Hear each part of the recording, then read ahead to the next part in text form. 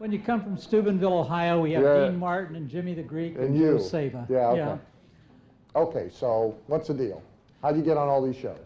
Well, I saw a little ad in a magazine, Success Magazine, years ago. It says authors wanted for talk show interviews. And I called this guy in New York City. He says, I'm a publicist, and I charge $60 a show. And I was ready to say, give me 3 shows, and he says, 20 show minimum. Ooh, $1,200 I didn't have, but I checked out his references, and I borrowed on my credit card and sent him $1,200. And after 20 shows, he says, you want to do it again? He says, you bet. He says, $75 a show. When he went to $100 a show, I said, this isn't that difficult. See, I'm a philosopher who says, do something, write about it, sell it. Very simple. So I says, well, what can I do? Start getting on talk radio, start calling radio stations, and it's easy. Every time I call 3 stations, one of them says, yeah, we'll book you. That's simple. So that was the formula that I had in the beginning to sell a book called How to Get the Job You Really Want and Get Employers to Call You. And that's the one I sold over 23,000 copies of, full retail, and did very well. And then I made a $25,000 error. Wait a minute, how much a copy? What was your retail selling price? $17.95. Okay. Cost then was about $1.32, so... It's all right. Yeah, it's fine. 10 times. You see, I was here when Jeff Paul was eating peanut butter sandwiches. Mm-hmm. How many years ago was that? So anyhow, I just been listening to Dan, and then finally people started asking me, what do you do and how do you do it? And that's when I wrote this letter called Denver Author Reveals Secret. And one of the highest compliments I get is when people say, wow, who wrote your letter for you? I said, well, I attend Dan's seminars, listens to his tapes and his videos, read his books. I've got every book on my shelf that you've written, Dan. And I add a little bit of my own to it, and out comes this letter. This letter has sold over $500,000 worth of product, the radio talk show system. So nothing new or original here. It's a case of just following the leaders. You've said that several times today. Well, tell me about the postcard deal. The postcard deal? Yeah. You get on the radio talk shows. Get on the radio talk shows, and invariably they're looking for 2 things. If you're interested in talk radio, they're interested, number 1, something controversial. Controversy sells. That's the number 1 thing they're looking for. And their number 2 thing they're looking for is somebody who's passionate about their product. And I'm passionate about how to get the job you really want. The only thing is, people don't want jobs, so when I get on the air, I say something like, let's tell all the listeners of here of WSTV to throw away their resumes. Because if resumes got people jobs, everybody would have one. The other tip that I give people about talk radio is never, ever sit down. When we do a telephone interview like this, we hunch over, our chest is caved in, we have no energy, no enthusiasm. So I usually have a 25-foot cord, or better yet, a cordless phone. I'm pacing around my living room doing the interview. Don't ever sit down during a talk show interview. When you stand up, you're in seminar format. And those things work. Now, the postcard that you might have reference to, Dan, is in my How to Get on Radio Talk Show book. Because I used to call radio stations, then I created a giant PR postcard, 5.5 by 8.5, on goldenrod paper. Because goldenrod and black is the largest contrast, sharpest contrast. So when you're looking around and you see all this stuff black on white in front of you, and you see something that's gold, black on gold, that'll stand out. And I was getting about a 6% return. I'd send out 100 postcards, and 6 radio stations would call me. As I said, I've simplified this to the point that says, why doesn't everybody do this? Well, if you like to talk about your product and you're passionate about it, and you got some controversy to stir up, every time I'm on this show, I earn somewhere between $600 to $1,000 for a half hour's work. How do you pick the stations that you solicit? Just go down the list. Are you are you throwing mud against the wall? Are you like, would you postcard mail them all? Yes, in batches. For example, sometimes people get my list, and I'll talk about that in a little bit, and they want to cherry pick the 50,000 watt stations. And I said, why do you want to do that? Well, that's where the big audiences are. New York, LA, Chicago, Dallas. They forget all about Phoenix, Denver, Peoria, Columbus, Ohio. So I just take them all. We never ever know. Albany, New York started out with a 30-minute interview last year, turned into a 60-minute interview, turned into a 90-minute interview. I sold $2,000 worth of books because of Albany, New York. I couldn't figure it out. Oh yeah, that was the day that AT&T was announcing a mass layoff. The very next day, I was on a New Jersey station, 60 minutes. Now, New Jersey is the headquarters of AT&T. 60-minute interview, sales, 0. So go figure. I don't know, Dan. So I just don't cherry pick at all. I just say give everybody a chance. Any time of day biases for what you do? Morning show, afternoon show, dead of night? My experience has been somewhere from 6 a.m. to 12 noon. Some afternoon shows work pretty good, drive time, and sometimes length of shows, never know either. WBZ up in Boston, a 50,000-watt station, called me one day, says, we need a guest tomorrow morning. What time? Well, it'll be 8 o'clock Boston time, so I backed that up. That's 6 o'clock Denver time. That's why I do the bathrobe. So they called me, as well, we got 6 minutes, Joe. What can you give us in 6 minutes? So I turned my book over on the back. I said, here's our choices. Deciding what you want to do, getting employers to call you, or how to turn every job interview into a job offer. Which do you prefer? Well, give us the last one. So I had 6 minutes to tell them how to turn every job interview into a job offer. Bingo, another $2,000 day in 6 minutes. So there's no rhyme or reason as to the length of show or time of day. Just do them all. Okay, you want to give us the book pitch? The book pitch, more than a book, listening to Dan long enough and reading his materials, I'm learning that you don't have to be good to start. You have to start to be good. I know where Dan's speaking anywhere in America with the Peter Lowe seminars, because Zig Ziglar uses this quote wherever he goes, and he always says, as my friend Joe Saba in Denver would say, so people would call me and says, you know, they got Zig and Dan and on this Peter Lowe program.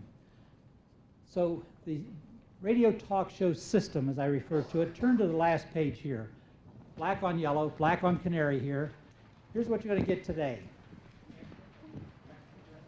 Today only.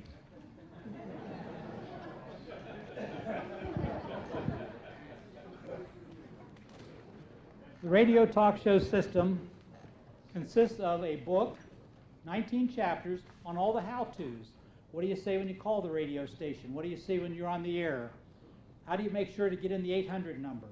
An audio tape that was done before the SPAN conference last year. Hey, by the way, that's a real important thing, because they will try and use you without, in some cases, without ever letting you pitch and without ever letting you give out the phone number. And so being prepared for that and knowing exactly what to do to make sure that you don't get screwed and work for free is extremely important when you do these. It's also true on TV. Because they will tell you one thing and let you do another, and you got to be prepared for it. So that's real useful information. And you start watching the clock. Let's say you're going to be on for 60 minutes, about 8 minutes before the top of the hour. You start watching the clock, and they say, well, Joe, we're going to take a break, come back for a few more callers. As before we take a break, Charlie, is it okay if we get our listeners to get pencil and paper? Because I got 3 tips I want to give them on how to turn every job interview into a job offer. Now, why do I want them to get 3 pencil and paper? You're a sneaky little bugger, aren't you? I'll tell you. It's easy to underestimate you. Here's how it works, Dan. My car radio has 5 buttons.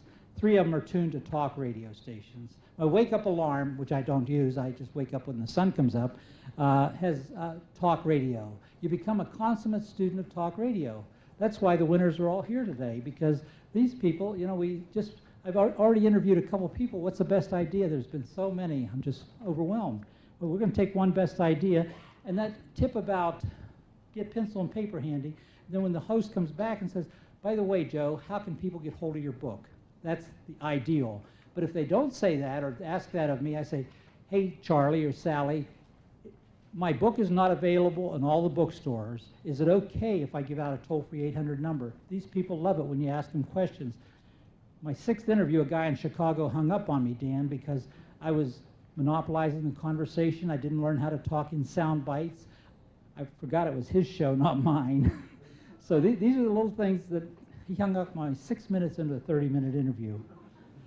Sorry, I derailed the, I know better. That's okay. We're on track here. So you get 1, 2, 3. The data, first of all, a database of 950 shows that interview guests by telephone, both AM and FM, small towns, big cities.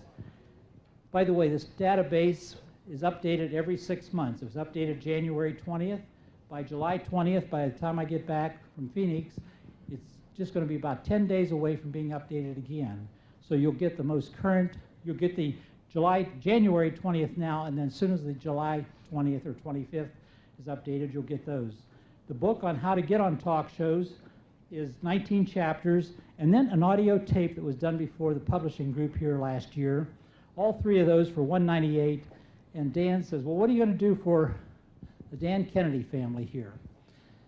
Well, I'm working on another product right now called Have Fun, Make Money, Stay Home, Building a Successful Home-Based Business.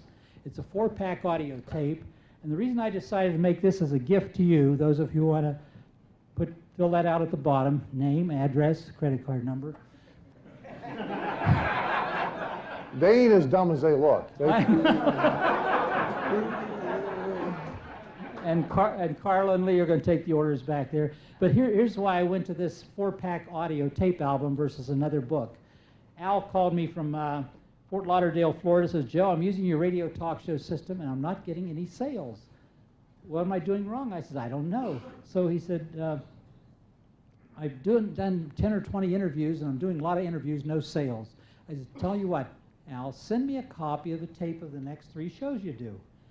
And the host would give him a perfect opening. Al, how can people get hold of your book? He had a book that he was selling for about $29. And Al's response was, well, my 800 number is 1 time. So I role-played it with Al. It went like this. Al, you're the host, I'm the guest. Ask me, how can people get hold of your book? Here are the steps that I walked Al through. Thank you for asking. My book is entitled, How to Get the Job You Really Want and Get Employers to Call You. You notice on commercials on television, the voice goes up. Well, I slow myself down when it comes time to close a sale.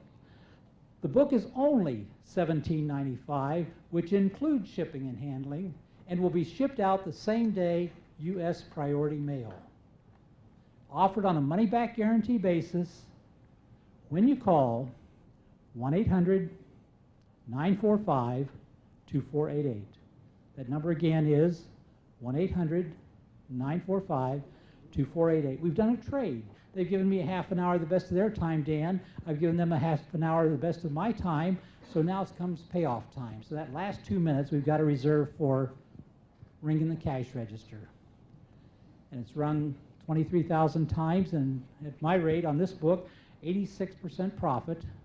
And it was all done from home-based business. I want to thank you, Dan, for all Okay, that. can you stay up with us? Because after a couple people, we're going to go Q&A. Can you just pick a I'd be stool happy and to. stay with us? By the way, you will get this 4-pack audio tape album as a gift from both Dan and me. Fill out the yellow form. All right. Bill, Mike, and Lee. If you would, one of you can have my chair. I'll park somewhere. And you got to share your mic with whoever takes this chair. What do you... Second there, I thought I sat on something. When the telephone rings, it means money. It's a cash register ring for me, Dan. Okay. Now, is there's a stool for you, right? I counted right? Yeah, okay. Quickly introduce these people to you, and then we're going to let you ask any or all of them questions that you want. Let's see. Let's start with you. Tell them your story. What you do. Well, actually, Dan, I got started in this about 10 years ago with Kevin Trudeau. Some of you guys may have heard that name. And we were Jeff selling... just threw up. We did, well, I can't... Clean I'm up sorry. in aisle 4. Oh, no, that's... I'm just trying to get some background. Don't take it out on me. But anyway, this was back. Kevin was actually my first client. And we were selling the Mega Memory program. A Mega Memory. And I mean, thousands and thousands. And that's when I realized the power that radio had. And you manage the inbound phone operation more than anything else, correct? And book. Absolutely. I mean, I take all the inbound calls. I've been working with someone that you've been speaking with for years, Dr. Ted Brower. Yeah, you've seen, And, if you've been to the Peter Lowe deals for like 3 years, Ted was the nutrition guy on with us. Right. Ted and I have done about, I'd say close to 3,000 shows together is probably what I've had Ted on over the years.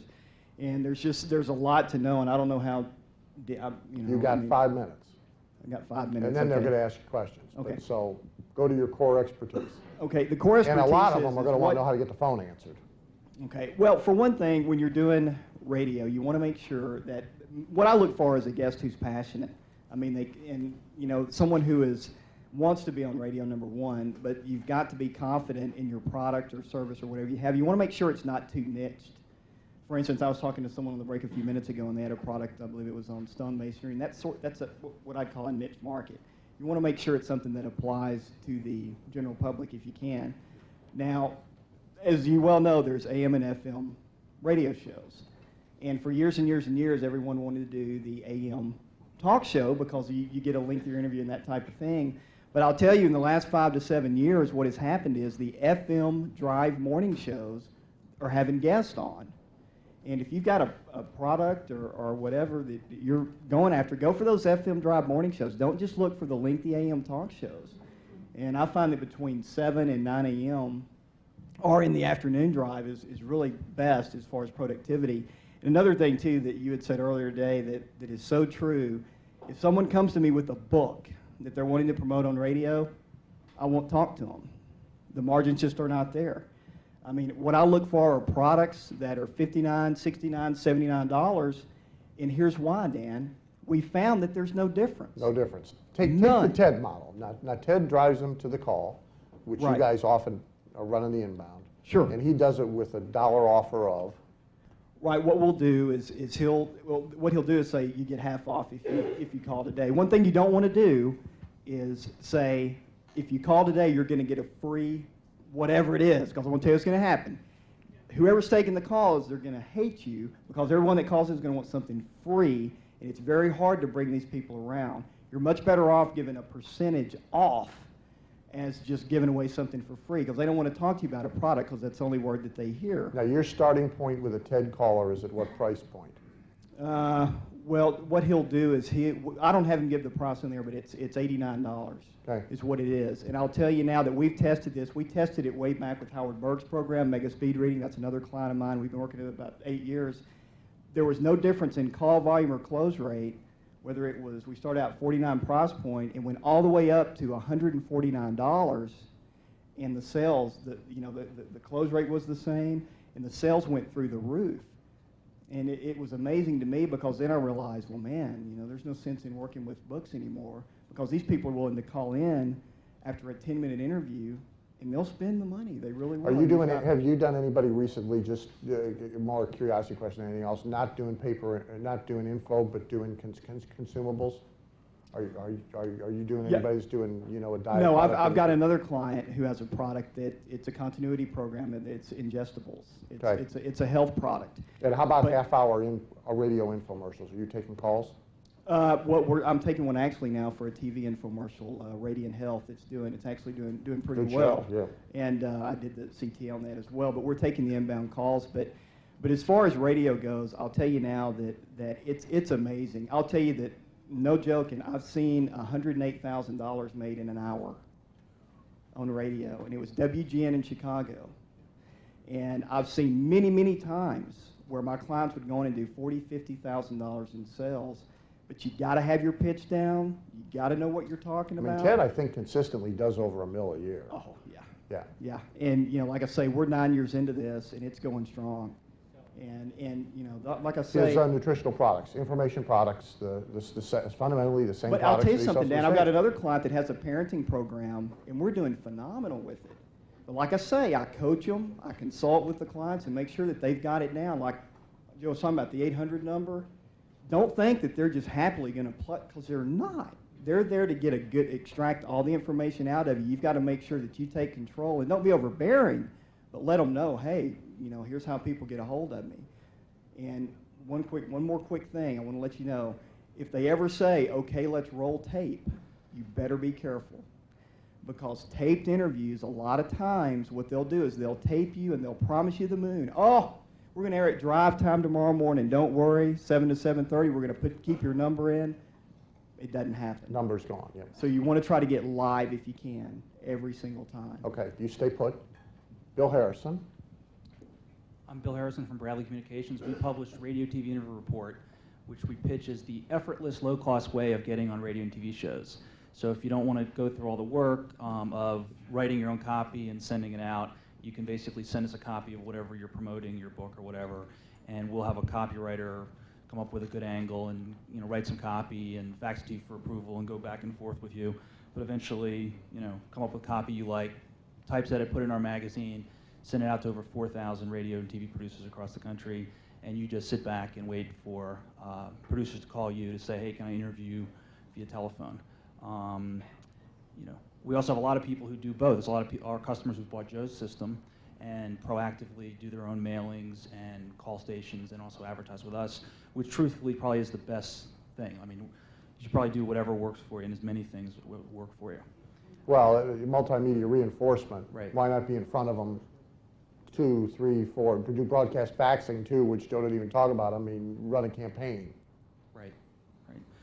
In terms of tips for getting the 800 number in and getting the phone to ring, I think Joe's tip about, we call it the pencil tip, about telling people, be sure to get a pencil and paper because I'm going to give out a few great resources after the break or a few great tips. We've had a lot of clients who've had a lot of success with that. What works best and what has worked worst in the ads in radio and TV interview report? Timely stuff that's timely. We just had someone to get 250 calls because their subject is how spare parts can cause airlines to crash or something. And there was a airline crash, unfortunately, somewhere, and this person got just inundated with response. So that's actually a really good idea for getting publicity in general, is if there's some... Well, no. Well, don't... The personal injury attorney just perked right up. He's up, I've been waiting to hear this. But if something happens in the news that you can possibly piggyback on, by all means, get your press releases out there, because when you're timely, your odds of getting media play is just like 100 times higher. So the ability to time with timely events is biggest mistake your advertisers make that sometimes you can't break them of, that they insist on doing, that screws the whole thing up? Number one would be not having a back end. Number two would be insisting that that the title of their book be the headline of their ad. We tell people the producer doesn't care about your book because they're not interviewing your book. So a lot of our customers have difficulty, recognizing that. Okay. Next, Lee. I'm Lee Miltier. I've been in the speaking media world for 20 years. I started off my career as a rock and roll disc jockey on an all-female station. I have done a lot of things in radio. I bought Joe's kit, I guess, 15 years ago. Did that for a while, very successful. I've also advertised on radio television report. I worked with talk radio. One year did 265 interviews. I sell a 4 audio cassette program called How to Break Any Habit in 21 Days. It happens to work on a more seasonal basis, anything around the first of the year where people want to break habits. That works very well. The whole thing about radio is one of the things Joe was saying, stand up, have lots and lots of energy. You have to be super aggressive about getting your point across, getting that number across. If you're nice, you're not going to sell any product. I mean, the truth is you have to be assertive. You have to say your product. You have to get in there and be pushy. And some people find that hard to do, but the whole thing is it's fair exchange for value. You are giving their listeners entertainment for your education and your knowledge.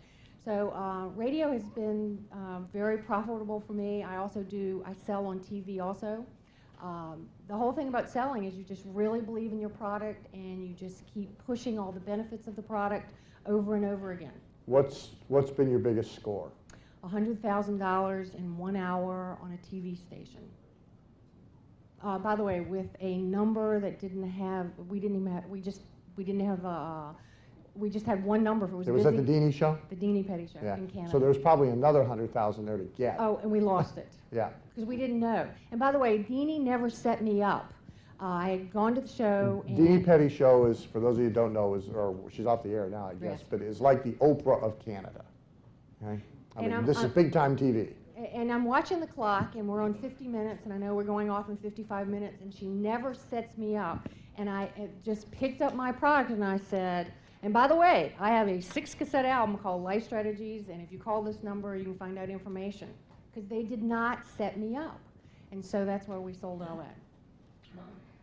Okay. Ted, are you here with a mic? Can I give 4 more tips, and I want to tell Yes. a story that embarrasses you? Yes. Uh,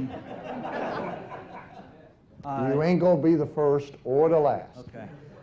800 number. We've had a lot of customers that had success with Affinity 800 numbers. So if I were Joe, who's probably already thought of this, I would have a number like 1-800-GET-A-JOB. Also, you better be sure that you're listed in local and 800 directory assistance. So for instance, I'm in Lansdowne, PA. It's right outside Philadelphia. If I go on a radio show, I'm probably going to say, well, I'm from Philadelphia. Well, somebody better be able to call 215 information and say, I need a number for Bill Harrison, and I better be listed, because otherwise I'm going to lose that customer. The other thing is I've had a lot of customers who really believe in making sure that the station switchboard operator has their 800 number, and they swear that's like the secret to their success. I have a client, I have a client that did a lot of radio a couple of years ago, and as soon as he got booked, he called, found out the switchboard operator's name, and next day had a little basket, candy, flowers, delivered before he was on the air to the switchboard operator. Thank you gift in advance. He said his best money he ever spent. My last tip is if you have a trade book, make sure you got to be on Amazon.com. You just have to be there, and preferably you should be in Amazon's Advantage program, which I think you have to give them an extra 5% discount, but it makes your book available within 24 hours. Being on Amazon is just absolute necessity if you're selling books, trade books. Okay, now what was going to embarrass me? Right. I don't want you to forget, because people will be asking Right. later. And Well, I've been getting Dan's stuff for a long time and reading his books and trying to practice his techniques, and thought about hiring him as a consultant, but frankly just thought his fees were just outrageous. But I remember a quote. We were actually starting another business, and Tom Phillips of Phillips Publishing has this quote. He says, "Hire the best and only cry once." And we hired Dan. I finally broke down and hired Dan to help me with this new product. And I tried to practice Phillips's philosophy, which seems to have paid off for him. Anyway, so after this long consulting session with this new product, we had some extra time, and we said to Dan, well, Dan, let's talk about our existing business. If you had our business, what would you do? And then Dan started throwing out some ideas, and 80% of them were things that we either were already doing or we kind of already thought of, but we kind of were like, well, we already thought of that. And then he said to us, well, do you guys have a package where you have everything you sell? And we're like, no, we should do that. So like the following week, we did a broadcast fax to our customers, or a segment of our customers. We spent about $312 for a $3,000 package. Within, it was 14 days, we brought in $62,000 in sales. So we now call Dan the 200-to-1 man. that's nice. And he's rewarding me by telling me he's going to raise my rates. Well, you'd be happy at 100-to-1, wouldn't you? So we can charge you enough to double your cost, and you'd still be bragging. Can I mention 2 quick things? I'm right. I mean, I don't do that, but yeah, 2 quick things, and then we're going to go to questions. 2 quick things. When you're on a radio show and you get off the show and that host loves you, when they're still in heat, and they're like, you're one of the best guests I've ever had on, this is incredible. Make them give you the name of 3 show hosts in different cities that they know. And they will know them because a lot of these guys go to broadcasting school together. They're buddies. And I can't tell, I lived off referrals forever.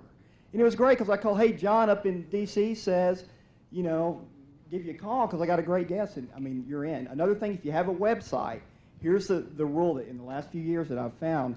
If you're only going to get 5 to 7 minutes, and on an FM morning drive show, that's common because there's so many songs that they have to play, go ahead and plug your site. Okay, normally I wouldn't say that because it detracts from the number of 800 calls that are going to come in. But if you're going to get 15, 20, 30 minutes or an hour, your main focus should be getting your number out. Because if you give out your website, you're going to lose a lot of calls because people want to go and look. They want to do research, and you're going to lose them.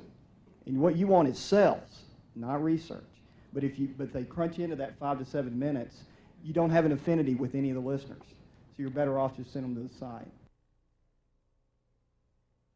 There are different types of guarantees, and you have to think strategically about what you want to do, what you don't want to do, what you can do, what you can't do. So first is the issue of satisfaction guarantees versus outcome guarantees. Satisfaction guarantee is, if you're not happy for any reason, you can send the stuff back and we'll give you back your money. And there's 5,000 ways to say it, but that's a satisfaction guarantee. An outcome guarantee is,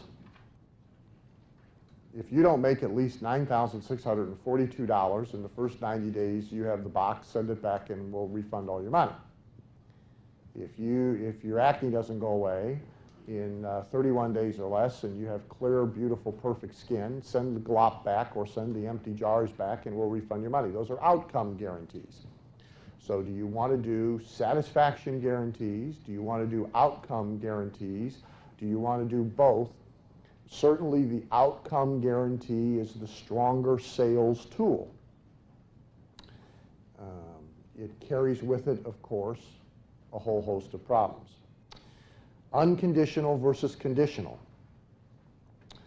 There are marketing issues and there are legal issues. I will only belabor this twice during our time together, once now and once when we talk about how to stay out of trouble.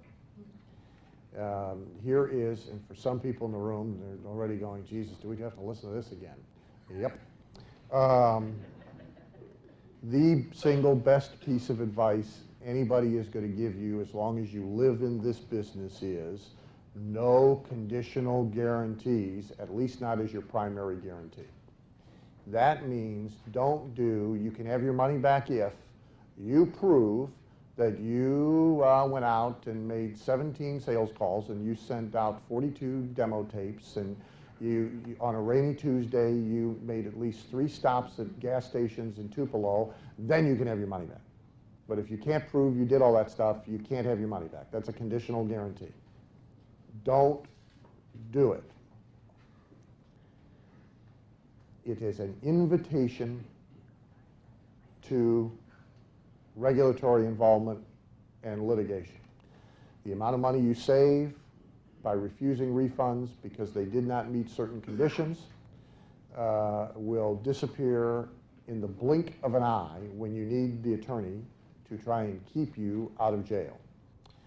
You think you're okay because you very clearly made a condition. You cannot win this battle. This is not about being right. This is about staying in business. And you do not want to create a level of complaint volume that causes unpleasant scrutiny from people who don't like anybody making money, which pretty much describes the government. So, you know, they are philosophically opposed to anybody not working who makes more money than they do, and they consider us in that category. So you do not want their scrutiny. When someone, here's the deal. Make the strongest guarantee you can, make it an unconditional guarantee. If you're selling something you can't give an unconditional guarantee for, go find something else to sell. If you're selling to a market that is so bad and so abusive of you that the return rate on unconditional guarantees is so high you can't make money, go find another market. But don't try and solve the problem by saying no to people who want a refund. If they want a refund, give them the refund. Do it first. The first thing when you get in the office every day, issue the refunds. Do the credits before you process the sales. Don't sit on them. Don't delay them. Don't refund. Don't obsess over them. Don't worry about the story. Don't just give the refund. This is the cheapest money you'll ever spend. Now, the only exception to conditional guarantees is when you do it as a plus guarantee. Then it's just puffery. Now you're really just doing marketing. You know, so you got a 90-day unconditional guarantee. If you don't love it, if you're not thrilled with it, if for any reason you're not happy with it, we'll give you all your money back. If you go beyond the 90 days, then the second guarantee kicks in, and you get another 6 months, you get another year, but you have to have filled out a form, you have to have come to at least one coaching call. However, regardless of what conditions you put on it, if they come to you for a refund and have not met the conditions, give them their money back anyway. If they don't have all the product to return, give them the money back anyway. If they send the product back and they clearly copied it and there's highlight marks all over it and their dog pooped on it, and give them the money back anyway. If you got a 90-day guarantee and they surface 3.5 years after you sold them the product and they want their money back, give them their money back. No matter how unreasonable they are, no matter how wrong they are, no matter how abusive they are, give them their money back. Because the nuttier they are, the more likely they are, when you don't give them their money back, to be a problem. And it doesn't take too many problems before you got bigger problems. Because if somebody wants to look, no matter how clean a shop you think you're running, they can find something to hang you on. You ask about George Douglas with the $4,000 a day, make money at home with your computer. George was running a very clean shop. There was nothing wrong with what George was selling. There was nothing wrong with what George was claiming. George was a good guy. But George got his back up about refunds. And he made them conditional. And he refused to give people refunds unless they could prove that they had tried to do something. And ultimately, that brought the Federal Trade Commission, postal inspectors, 17 attorney generals, and it put them out of business. William McCorkle is doing time. I mean, I could tell you horror story after horror story after horror story, and they all brought their problems upon themselves by this one single thing. Who was telling me about Carlton Sheets before? Who was that? Yeah, that Carlton for years has actually been doing the gambit of, Carlton Sheets is on TV selling get rich in real estate. And Carlton, that's a clean shop. That's a good operation. For years, they've been doing the deal. Somebody calls up and wants their money back. They step them down to, well, keep everything and we'll give you half your money back. They just abandoned it, and I assure you they abandoned it because it finally got around to biting them in the butt. They never should have been doing it in the first place. This is just, so if you want to do conditional guarantees, second guarantee, third guarantee, part of your 5-star pledge, your 10 guarantees, fine, but don't make it your primary guarantee and don't hold anybody to it. Multiple guarantees are better than single guarantees. Of course. Just like multiple bonuses are better than single bonuses. So 2 guarantees are better than 1, 3 guarantees are better than 2. How many creative ways can you say you're guaranteed?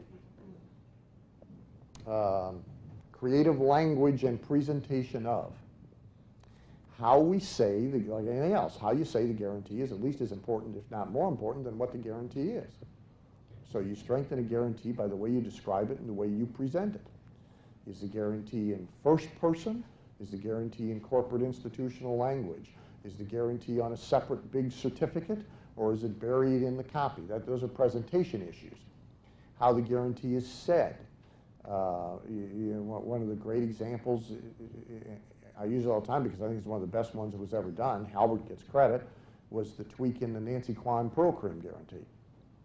From 30 days satisfaction guarantee to Nancy Kwan looking into the camera and saying, if your friends don't actually accuse you of having had a facelift, return the empty jar anytime in 30 days and we'll refund all your money. It's a 30-day satisfaction guarantee, but it's a hell of a lot better when it's said that way. So how you say it is real important. There are some people who will tell you, and somebody usually asks a question at every seminar, well, isn't all that guarantee stuff worn out? No, not any more than my accountant's out of town and let's have a sale is worn out. Say, we've seen all this stuff before. And in some cases, your market has too, but that doesn't make it any less important. If anything, it makes it more important. So why would anybody want to buy something from you that didn't have a guarantee on? There are a few tweaky ways you can do this where you make a big deal out of there being no guarantee, but generally you got to be selling to your house list, not to anybody else to get away with it. And it's creatively tough. Guarantees are so powerful that in some cases you build the whole offer around them. It's the thing you lead with. So you got to give some real thought to how you structure the guarantees, what you're going to guarantee. Are you going to do outcome satisfaction, combination of both? Are you going to do unconditional, conditional, a combination of both?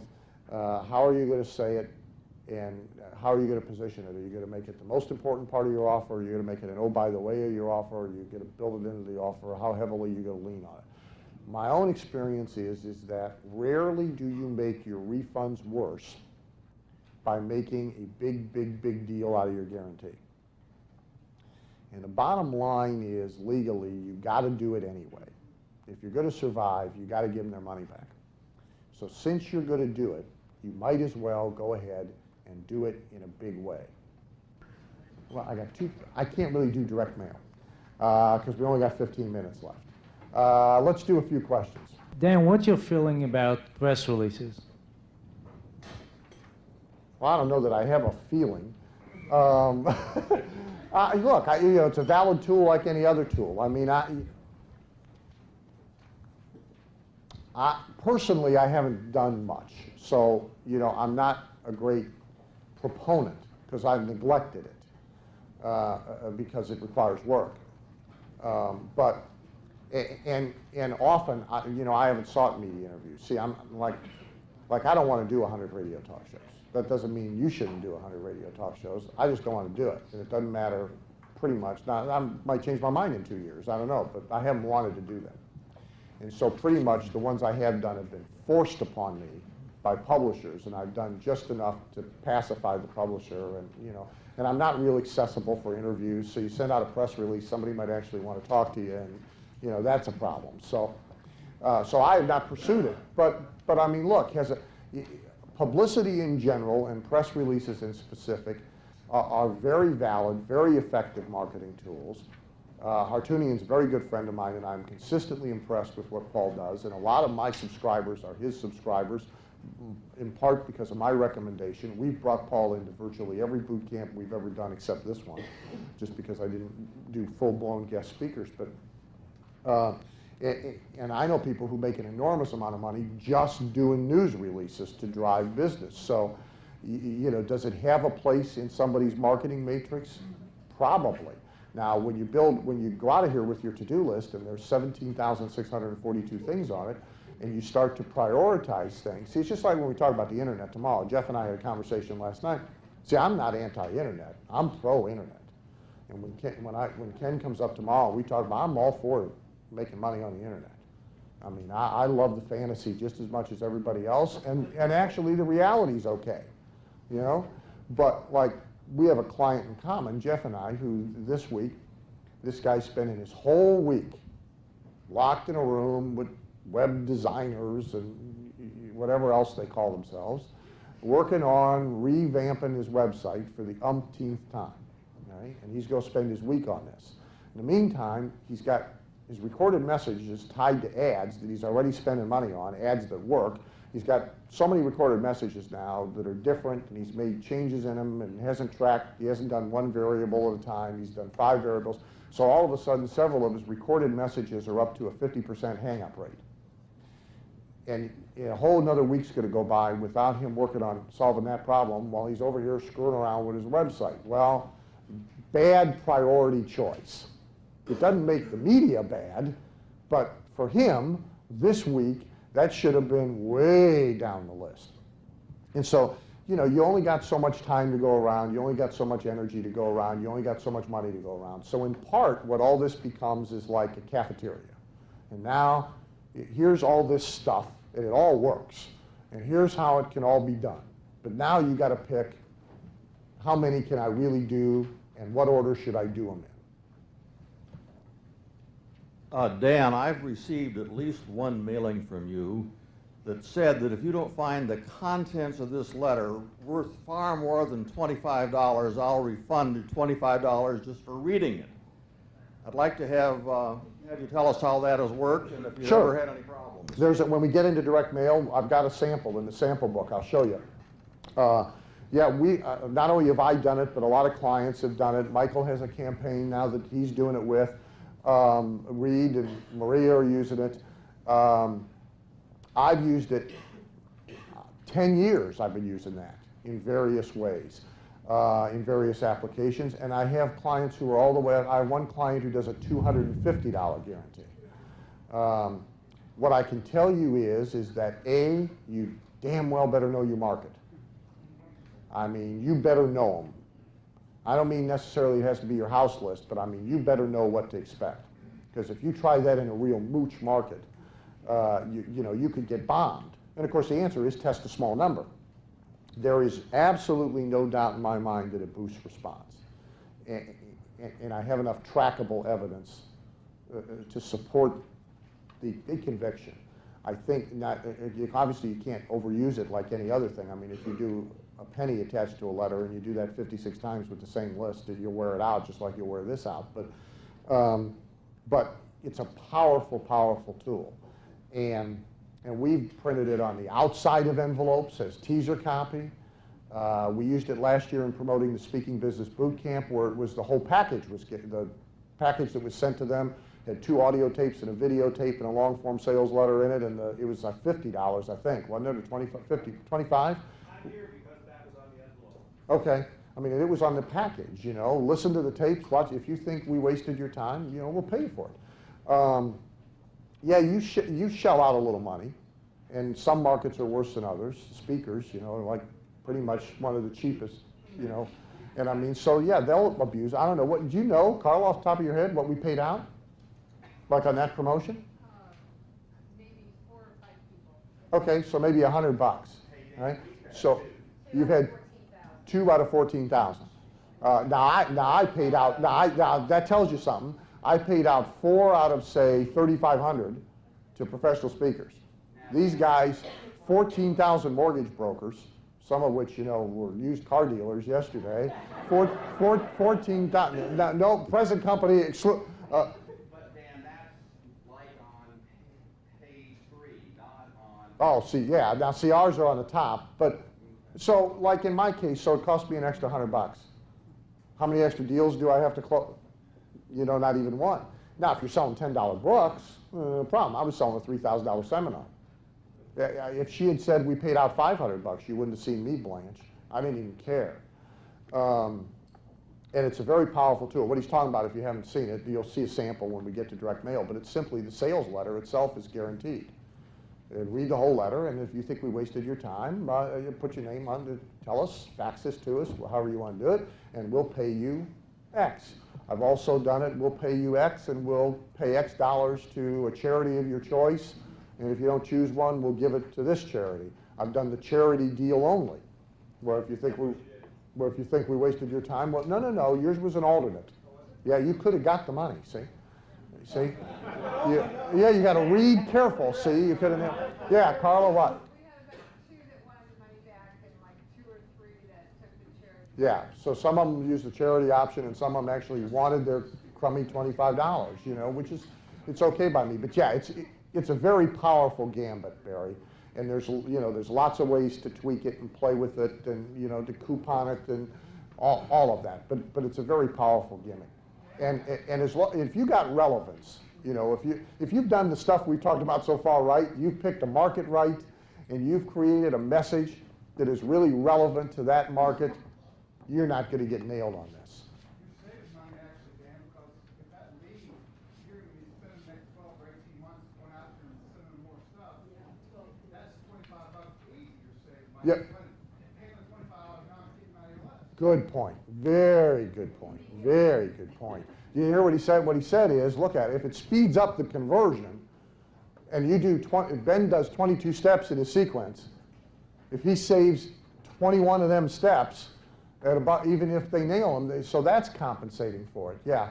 I mean, again, it's not, you know, it's not the only way to fry fish, but it's a good tactic.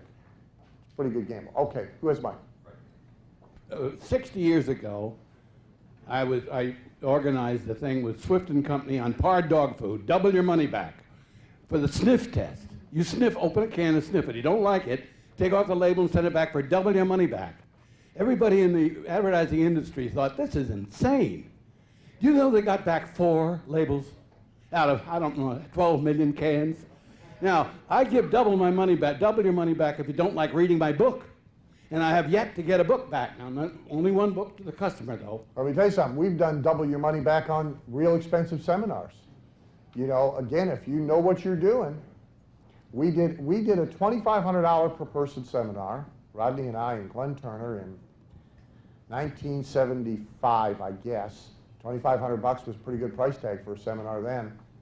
And we sold that thing on double your money back. At the end of the first day, you're not happy and you don't want to stay, we'll give you $5,000. And, but you know who you were selling it to, and you know the game, they're not going to do it. They weren't going to bruise us, and we knew. So, and in the consumer example, like you just gave, doesn't surprise me in the least. I mean, it's too much darn trouble. Yeah. Yep. This is just a bit of advice for people who are mentioning about doing their own broadcast facts. They should do them between the hours of about 10, 11 o'clock in the morning and 2 o'clock in the afternoon, because if you do them overnight, it gets piled in with all the junk faxes, and they go in the garbage before anyone looks at them. Somebody comes in, takes a tray, and throws it all out. Takes a tray, and they're gone. But if you catch them 11, 12, 1 o'clock, just before the secretary goes to lunch, he looks at it. Yeah, by the way, if you guys are, you know, teleservices, fax services, voice broadcast services, he's the guy to talk to who's here. Dan, can I? Ron Romano. Stand up. There you go. Don't get his shirt confused with. There you go. 858-8889. What was it? 800-858-8889. What was the name again? Ron Romano. And the earlier question about press release, can I say something real quick about that?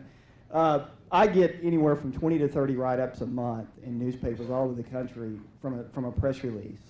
And I mean, it's free exposure, and they keep the website and everything else in. And just something happened recently when Tom Landry passed away. I'm sure Tom Landry was a great man. Well, what happened was they were trying to rename Texas Stadium Landry Stadium. So I did an online petition, because I love Tom Landry, he's a great man, and saying, hey, look, go to LandryStadium.org and vote yes or no. So I set up an online petition, had over 1 million visitors from one press release that I did in 15 minutes. And we were picked up by ESPN, all the local news. So the power of a press release, if you know how to write one, is amazing, because you'll get a lot of exposure in newspapers and all over the country. You have the email address? Did you do opt-in for anything? Oh, yeah, I got them. That's a very good list. Oh, sure. Yeah, you want to be it. Yeah, this is the, you know, Elvis is worth more dead than alive. You know, I mean, this is that business. Dan, see, if nothing else, I'd be whipping together a book. You know, great quotes of Tom Landry. We'd be in business in a hurry, Bubba. Dan, we do public seminars. A guarantee, if we offer it to them that they have to ask for it by the noon break, for example, is that a conditional guarantee? No. That's unconditional. That's a conditional would be you can get the refund if you go home from the seminar and you fill out a form and you prove that you used 7 of the 48 techniques and send us evidence you did it. Now we'll give you your money back. Okay. This is unconditional. It doesn't matter why they didn't like it. See, it's an unconditional guarantee. We don't care if you slept through the first until noon. We don't care if you went to the bathroom twice, like Al Gore, drink a lot of iced tea. You got to go a lot, unlike me. You don't care. Well, that's the iced tea defense. That's the new deal. He knew nothing because he was in the John the whole time. That's just. But you said before that at your seminar, it's by the end of the first day or something like that? Yeah, I mean, but how many days are you keeping him for? Just 1 day. Well, so you got to do noon. Okay. You either got to, or you got to do first break in the morning. It depends on what the great stuff, you know, what you give them. Halbert did a guarantee where they had to ask for it the first 10 minutes. It was an unconditional guarantee, but I'm going to give you such a powerful secret in the first 7 minutes, and then you got 3 minutes to make up your mind whether you want to stay for the rest of it. Well, in a sense, you laugh, but that's a more powerful game than the first day. I mean, that's pretty ballsy. I'm going to give you something so good in the first 7 minutes that then when we take the break at 10 minutes, if you decide you don't want to stay, you can have your money back and go home. See, lots of ways to play the game. When it comes to guarantees, what is your experience with deferred billing versus refund? In other words, you got 30 days when you're satisfied sending your money. Oh, that's, we should have talked about that with marketing models. The Nightingale-Conant marketing model is, what are you doing?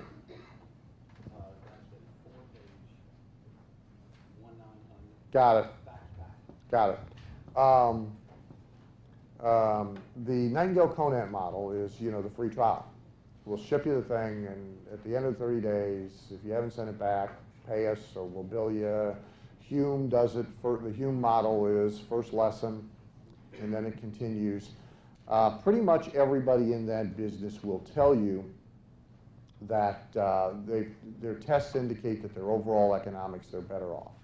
Okay, they're playing the game that way because they're winning. But it has inherent problems. One is it's capital intensive. Two is you're in the collection business.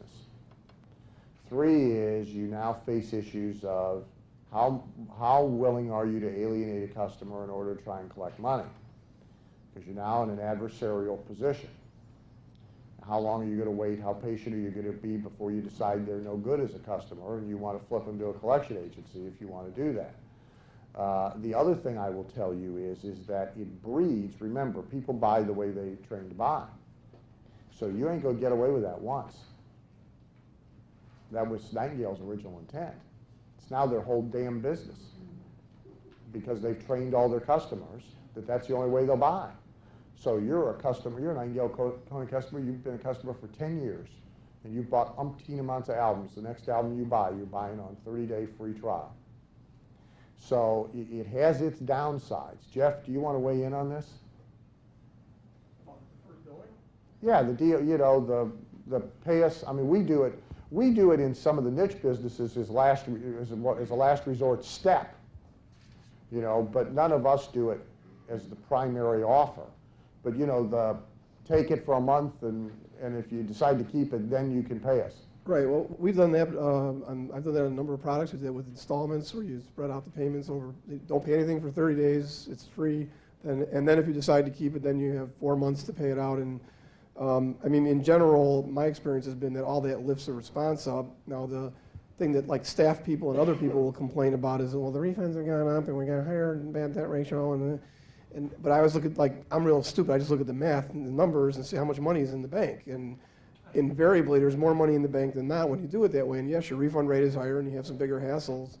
But I think, the more expensive the product, the better that works. And I've always had good, and yes, we do lose some people. And no, we don't go like, chasing them down like manics looking for somebody. But I mean, you have to decide, let's say it bumps the refund rate by 5%. But it bumps sales by 15%. Yeah. Huh? Yeah, Hume's model is first 2 lessons free, and then if you continue, we start billing you. Their piece is in the sample book. You'll actually see their order form in the sample book, as a matter of fact. Okay, one more, last one.